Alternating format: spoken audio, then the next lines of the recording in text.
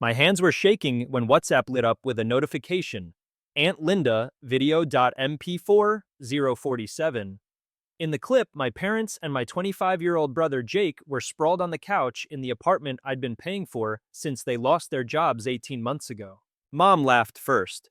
Emma's a pathetic failure. Too soft to say no. She's been our family ATM for years. Dad snorted like it was stand-up. No backbone. It's embarrassing how she keeps throwing money at us. Jake raised his beer. All I do is text I'm short, and boom, money. It's honestly sad. They weren't venting, they were enjoying it, comfortable, smug, safe, on my dime. Because for the past 18 months, I'd covered the $1,400 rent, Jake's $180 car insurance, Mom's medical bills, and every emergency that magically appeared right on schedule. When I opened my banking app and did the math, the total staring back at me was $31,200. Aunt Linda must have meant to send it to someone else. She sent it to me. So I saved the file, backed it up to 3 clouds, and screenshotted the message showing 047 like it belonged in a case file. Then I stared at my transfers and realized the truth. I'd been paying for them to mock me. And in a few hours, when the selfish brat finally said no, I was going to show them what happens when the ATM fights back. Let me back up and explain how I became the family ATM in the first place. I'm 28, a registered nurse at Metro General, making about $68,000 a year. Not rich, just stable. And in my family, stability doesn't mean security. It means you're next. 18 months ago, my parents lost their jobs in the same week. Dad got laid off from the manufacturing plant he'd been at for 12 years. Mom's retail job vanished when the store shut down. 2 adults in their 50s, no savings, and a lease they couldn't afford. Jake, my 25-year-old brother, was living with them and working part-time at a hardware store. Just enough hours to claim he was trying. Not enough to actually carry anything. So when the money ran out, everyone looked at me. The reliable daughter, the steady paycheck, the one who was good with money and never says no. I thought being reliable made me loved. What I didn't realize was that, in my family, being reliable just made you a target. It started the way financial abuse always starts. Small, urgent, temporary. Emma, could you help with rent this month, just until we get back on our feet? Emma, Jake's car insurance is due. He's between paychecks. Emma, Mom has a medical bill and you know how tight things are. Every request came wrapped in the same script. Emergency, guilt, we hate to ask, we'll pay you back. And I believed it because I wanted to. Because saying no to family felt wrong. Because I'd been raised to think good daughters don't let people struggle. So I said yes, then yes again, then yes until it sounded automatic. $1,400 a month for their rent. $180 a month for Jake's car insurance. $350 here and there for Mom's medical expenses. And then the extras that never stopped. Utilities, groceries, car repairs, just this once emergencies that always came right before a deadline. I started keeping notes at first because I'm a nurse. Documentation is muscle memory. A quick entry on my phone, a screenshot of a transfer, a reminder for the next temporary bill. Then my list stopped looking like help. It started looking like a system. And every time I hesitated, the guilt hit on cue. Don't be a selfish brat, Emma. We're family. You're all we have. They called me their lifesaver when they needed something. But behind my back, when they thought I couldn't hear them, I was a pathetic failure who was too soft to say no. That's how I became the family ATM. And for 18 months, I didn't even realize I was being robbed. That Tuesday at 3:47 p.m. changed everything. I was clocking out at Metro General when my phone buzzed. WhatsApp Aunt Linda, video.mp4, 047, no message, just the file sitting there like a digital landmine. Linda isn't tech-savvy. She's 53 and still asks me how to make the internet work, so when she sends videos, it's usually harmless. Cats, recipes, motivational junk. I hit play while walking to my car. The footage was shaky, like her phone had been left on a counter. I could barely see the corner of my parents' living room. Couch, coffee table, dim lamp.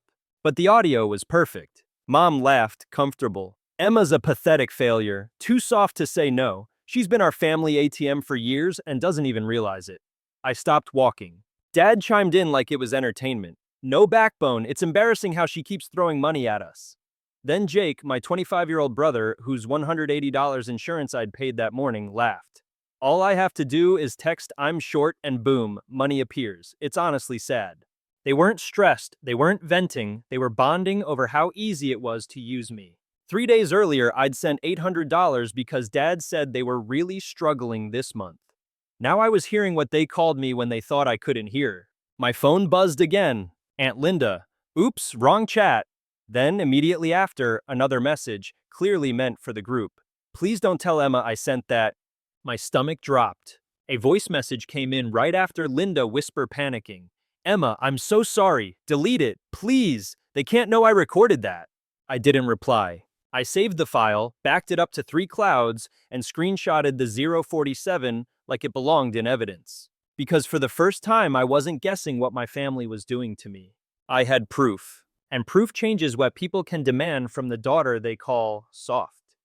I sat in my car for 20 minutes after watching that video, not because I was crying, but because I was calculating. I opened my banking app and scrolled back 18 months, all the way to the first emergency, the week my parents lost their jobs, transfer after transfer, payment after payment, an endless scroll of my money flowing in one direction while I kept telling myself it was temporary. I broke it down like I would a chart at work. Rent, $1,400 a month for 18 months, $25,200. Jake's car insurance, $180 a month for 18 months, $3,240. And then there was the rest, the stuff that never looked big in the moment because it always came with urgency and guilt. Mom's medical bills, Dad's job hunting expenses, utility payments, grocery runs, just this once car repairs, the quick Zells and Venmos that hit my account like mosquito bites. Small enough to ignore, constant enough to drain you. When I added those little payments together, they weren't little anymore. $2,760. I stared at the numbers until my eyes burned. $31,200. 18 months of being the family ATM for people who laughed about me being a pathetic failure. Then I noticed something else I'd saved and never really listened to. One of Aunt Linda's voicemails from 2 weeks earlier. I tapped it with my thumb like it might bite. 3:22. Emma, honey, Linda cooed, sweet as syrup. Your parents are struggling. They raised you. They sacrificed for you. You're the successful one, and successful people help. Don't start acting like a selfish brat when your family needs you. Same script, same pressure. Just delivered in a softer voice so it sounded like wisdom instead of coercion. My stomach turned because I could suddenly hear the pattern underneath the words. While I was still sitting there, hospital parking lot, engine off, phone in my hand, WhatsApp pinged again. In the family chat, a line popped up. This message was deleted. An unsent message, a scramble, damage control. Too late. I already had the file saved, backed up, time-stamped, screenshotted like evidence. And right on cue, my phone buzzed with a text. Jake, hey sis, my car needs new brakes. Shop says $800. Can you cover it? Kinda urgent. Don't want to get in an accident, lol. No, please. No, if you can. No acknowledgement that $800 is hours of my life. Just the casual assumption that his problem automatically became mine. The same Jake who'd been laughing about how easy it was to use me. He wanted money from the pathetic failure he'd toasted with a beer. And that's when I felt it. Something shifting inside me. Not breaking, clicking, like a lock sliding into place. Because for the first time in 18 months, I wasn't asking myself how to help. I was asking myself why I ever did. It took exactly 37 minutes for my parents to realize something was wrong. I know because the hospital parking lot clock was still glowing 4:24 p.m. when Mom called, the same voice she uses when she needs something but wants to pretend she's checking on me. Emma, sweetie, you haven't responded to Jake's text about his car. I know you've been so stressed with work lately, but family comes first, right? We're all worried about him driving around with bad brakes. Concern packaged as control, Jake's irresponsibility reframed as my emergency. I didn't argue, I didn't explain, I didn't defend myself. I opened a fresh note on my phone and started typing what she said, word for word, like I was charting a patient who kept lying about their symptoms. You know how much we appreciate everything you do, Mom continued, warming up into her real point. We raised such a generous, caring daughter. Don't start acting like a selfish brat now when your brother needs you. There it was, compliment, then threat. Be generous or be labeled selfish. Help Jake or be the problem. While she talked, WhatsApp flickered again in the family chat. This message was deleted. An unsent message, another little scramble to erase what I'd already saved. Too late. About an hour after Mom, Dad called with the same campaign in a different wrapper. "Emma, I'm disappointed," he said, skipping pleasantries. "Jake told us you're ignoring him. This isn't like you. We raised you to be responsible. This attitude needs to stop." I stayed quiet and let him talk himself into the corner. "Your mother and I think maybe success has gone to your head. You're acting like your money is more important than your family's safety. That's not the daughter we raised."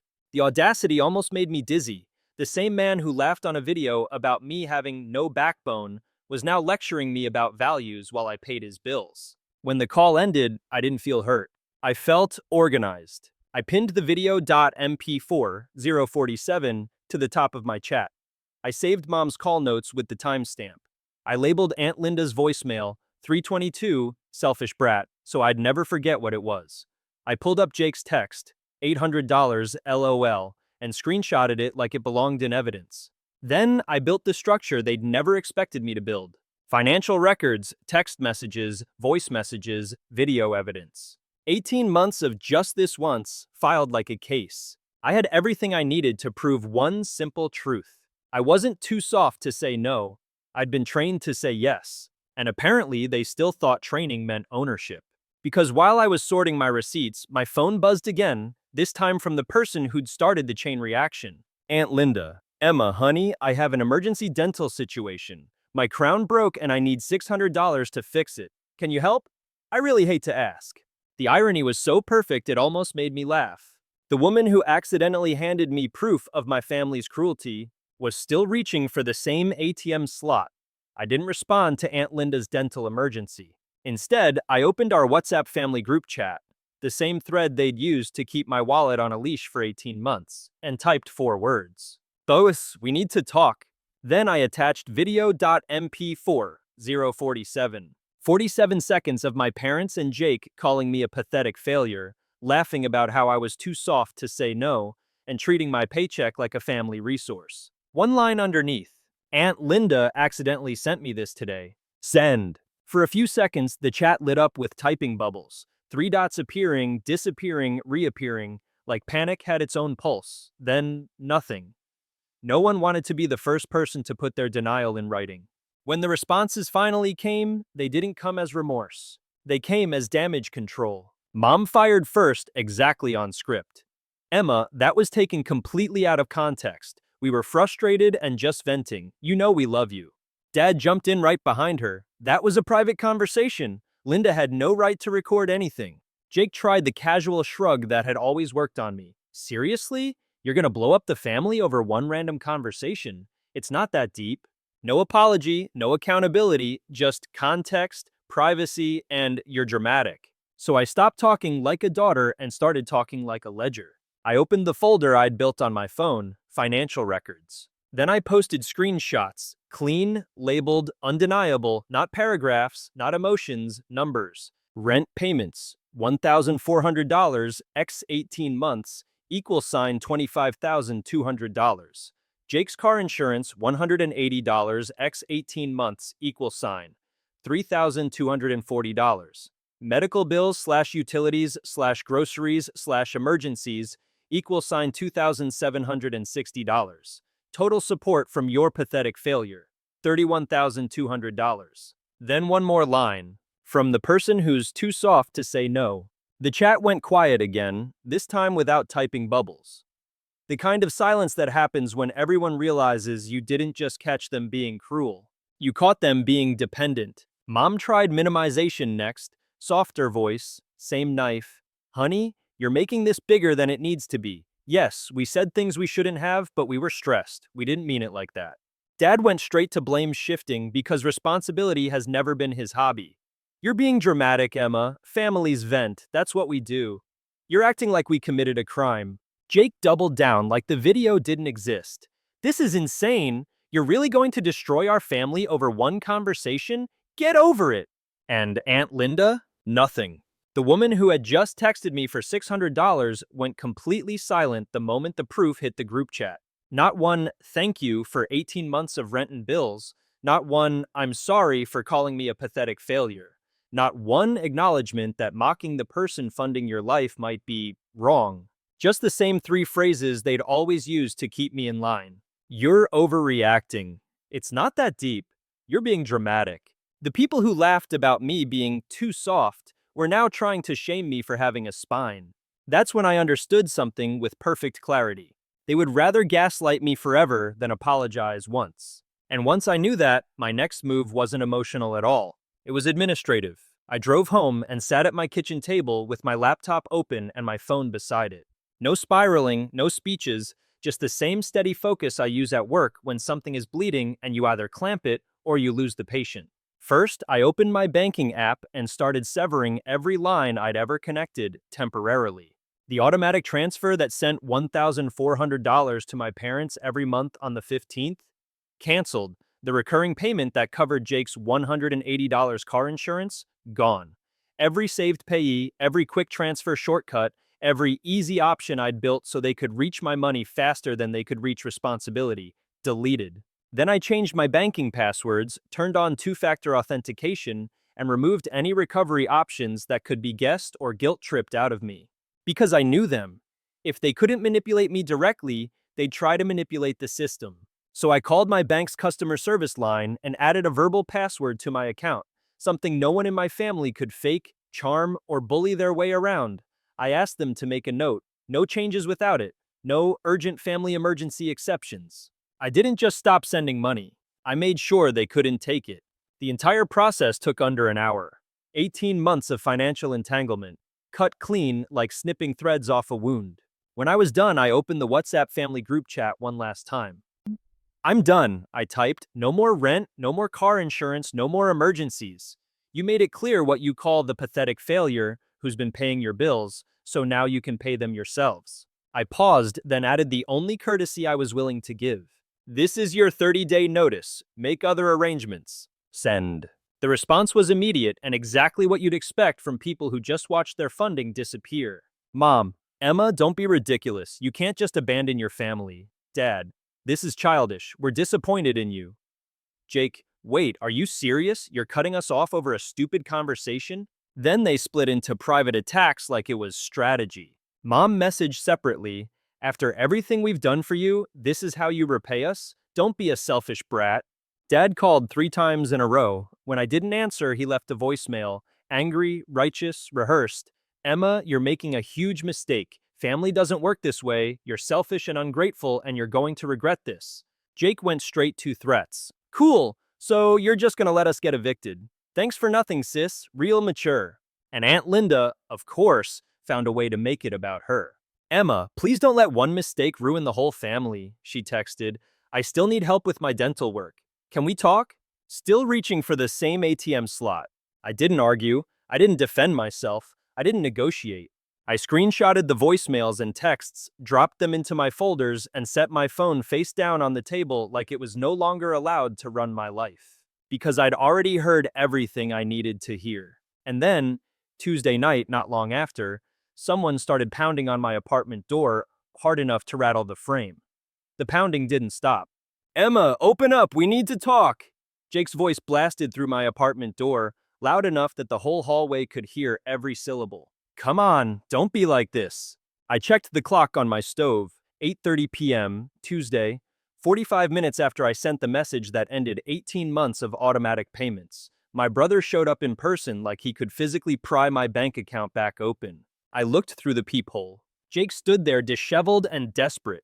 25 years old, cheeks flushed, hands clenched and unclenched like he couldn't decide if he wanted to beg or scream.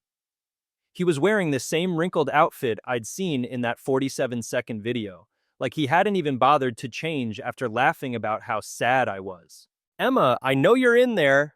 More pounding. Your car's outside. I didn't open the door. I slid my phone into my palm and hit record, not for drama, for documentation. Then I cracked the door with the security chain still latched, just enough for him to see my face and for me to keep my boundaries intact. Jake, I said, calm and flat, what do you want? His eyes lit up like he'd won something just by getting airspace. Thank God, he breathed. Okay, look, this whole thing got out of hand. Mom's crying, Dad's furious, everyone's freaking out about rent. You can't just cut us off like this. I can, I said, and I did. He flinched like the words physically hit him. Then he tried the old script like it was muscle memory. But we're family, he insisted. Family doesn't abandon family. You can't turn your back on us because of one stupid conversation. I stared at him through the gap. Jake, I said, you called me a pathetic failure in that stupid conversation. You laughed. That was... He swallowed hard. We were just blowing off steam. We didn't mean it. I raised my phone slightly. Do you want to hear it again? His face drained. I turned the volume all the way up and hit play. His own voice filled the hallway, sharp and smug and unmistakable. All I have to do is text I'm short and boom, money appears. It's honestly sad. Then the laughter, his laughter, mom's laughter, dad's laughter, echoed off the apartment walls like a verdict. When it ended, the hallway went dead quiet. Even the fluorescent hum sounded loud. Jake blinked fast, like he could blink himself out of consequences. That's not... We didn't mean it like that, he said again, weaker this time. How did you mean it? I asked. His mouth opened, closed. He tried to pivot, straight to urgency. Okay, fine, we said some shitty things. But Emma, we're about to get evicted. Rent's due soon and... He hesitated, then went for the kill shot. And the brakes, the $800, I can't drive like this. I almost smiled, not because it was funny, but because it was predictable. Even now, he wasn't here to apologize. He was here to collect. You'll figure it out, I said. You're adults. His desperation flashed into anger so fast it felt like a mask slipping. So you're really gonna let us end up on the street? He snapped. After everything? After 18 months of me paying your bills, I corrected, still calm, while you laughed about using me. His jaw tightened. Then he said it, exactly like my mother had, exactly like they always did when the guilt didn't work. You know what? Maybe we were right about you, Jake hissed. Maybe you're just a selfish brat who thinks she's better than everyone else. I held his stare. Jake, I said quietly, you just proved why I made the right decision. I didn't slam the door. I closed it gently, like I was ending a conversation with a coworker who'd crossed a line. Then I slid the deadbolt into place, slow, deliberate, final. On the other side, he stood there for a few seconds, breathing hard, like he was trying to find the magic phrase that used to unlock me. There wasn't one anymore. His footsteps eventually retreated down the hallway. I stood in my kitchen, the laptop still open, my phone still recording, and felt something I hadn't felt in 18 months. Silence without dread. Not loneliness. Freedom. And it was worth every penny of that $31,200 they thought made them entitled to me. The consequences came faster than I expected. 3 weeks after I cut them off, Mom called from a different number. I answered. Emma? Her voice was smaller. We need to talk. No, I said, we don't. The landlord served us an eviction notice, 7 days to pay or we're out. She paused, waiting for me to jump back into fix-it mode. When I stayed silent, her voice cracked. Emma, we're going to be homeless. You're going to figure it out, I said. You're adults. How can you be so cold? She whispered, reaching for the script. After everything we've done for you. I hung up. 2 days later, a text from an unknown number arrived. Jake, blocked so he'd borrowed someone else's phone. Insurance got canceled. I can't drive. Hope you're happy. I deleted it. Aunt Linda tried next. Emma, honey, please, I still need the $600 for my crown. Don't let one mistake ruin the family. I didn't reply.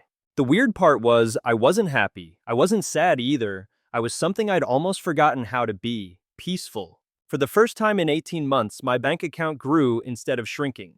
That $31,200 stayed where it belonged, building my future instead of paying for theirs. I started therapy not because I was broken, but because I needed names for what happened. Financial abuse, emotional manipulation, learned helplessness. Once I could name it, the guilt stopped sounding like truth. I changed my phone number and didn't give it to anyone in my family. Not out of revenge, out of quiet. And I kept the video. 47 seconds, saved in 3 clouds. When I felt too soft to say no creeping back in, I watched them laugh and remembered. People who love you don't mock you while cashing your transfers. I miss the idea of them sometimes, but I don't miss being their pathetic failure. I'm not the family ATM anymore.